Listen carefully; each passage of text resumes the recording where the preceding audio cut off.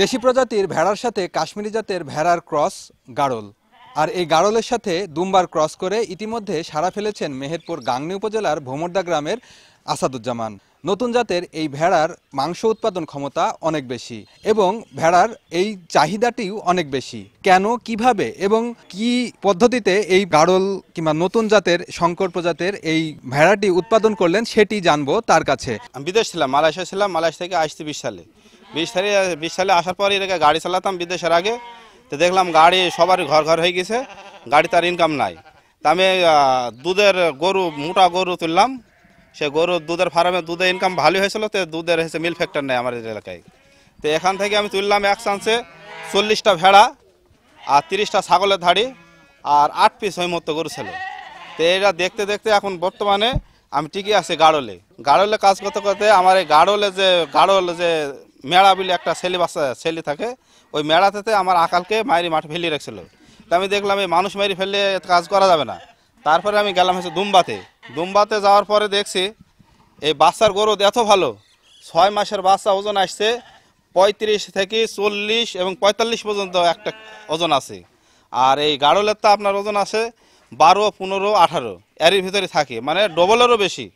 এই বাচ্চা 6 মাসের বাচ্চা আমি একটা দেবো আর ওই গাড়লের বাচ্চা দেবো 3টি।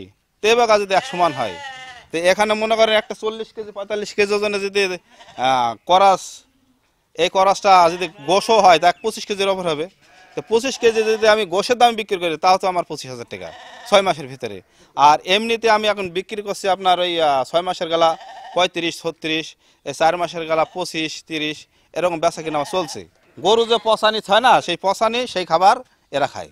ট্রিটমেন্ট এখানে 6 মাসে যে পেপিআর ভিক্সেন ওইটা হচ্ছে আমাদের গাংনী পানি সম্পদ অফিস থেকে দিয়ে যায়। আর আমাদের গ্রাম্য ডাক্তার আছে একটা শরীফ। আর মনে করেন ওই আমি ওই এরকম কথা আমি একটু বুঝে গেছি। আমি ডাক্তারের কাছে তো মনে খান যাওয়া লাগে না, কিন্তু ফার্স্টে ওরা সহযোগিতা প্রত্যেক 6 মাস পর পরে পিপিআরের, তারপরে আপনার এই যে কয়েকটা ভ্যাকসিন থাকে না, ভ্যাকসিনগুলো হসপিটাল থেকে এসে দিয়ে যায়। জেলা এবং জেলার বাইরের বিভিন্ন খামারি ইতিমধ্যে আসাদুজ্জামানের কাছ থেকে এই ক্রস জাতীয় দুম্বা নিয়ে পালন শুরু করেছেন। প্রাণী সম্পদ বিভাগের পরামর্শ এবং সহযোগিতা পেলে এই খামার আরও বাড়বে বলে মনে করছে এই খামারিরা। গাড়লের যে ক্রস বাচ্চাগুলি ভেড়া এবং গাড়লের চাইতে বেশ এদের গ্রোথটা ভালো এবং বডি ওয়েটটাও ভালো, সেম টাইমের সেম বাচ্চা। তো এই জন্য এটা দেখে আমার ভালো লাগছে, আমি 10টা নিয়েছি ওনার সাথে। গাড়ল থেকে দুম্বার করাসের বাচ্চার রোগ বালা নাই বুঝলি চলি। আজ পর্যন্ত কোনো রোগে একটা ক্ষতি হয়নি আমার। টোটাল লাইভ স্টকে ভেড়ার কন্ট্রিবিউশন যদিও কম, কিন্তু যেহেতু ভেড়া থেকে আমাদের দুধের খুব একটা আমাদের প্রাপ্যতা বা আমাদের এক্সপেকটেশন নেই, সেক্ষেত্রে আমাদের এই বিশেষ করে ব্ল্যাক হেড পার্সিয়ান দুম্বার সঙ্গে আমাদের যে ভেড়াগুলোর ক্রসিং হয় আমাদের দেশে, এটাতে আমরা দেখতে পাচ্ছি মাঠ পর্যায়ে যে আমাদের যে লোকাল জাতগুলো সেগুলোর মাংসের উৎপাদন ক্ষমতা বৃদ্ধি পাচ্ছে। তো এটাকে আমরা দেশের মাংস খাতের একটি আমি মনে করি যে পজিটিভ হিসেবে আমরা বিবেচনা করছি। তবে এটা অবশ্যই গবেষণার দাবি রাখে যে এ ধরনের ক্রসিং আমাদের অদূর ভবিষ্যতে এটা আমাদের জন্য কতটুকু টেকসই হবে। আসাদুজ্জামানের এই খামারে 80টির অধিক দুম্বার ক্রস বাচ্চা রয়েছে।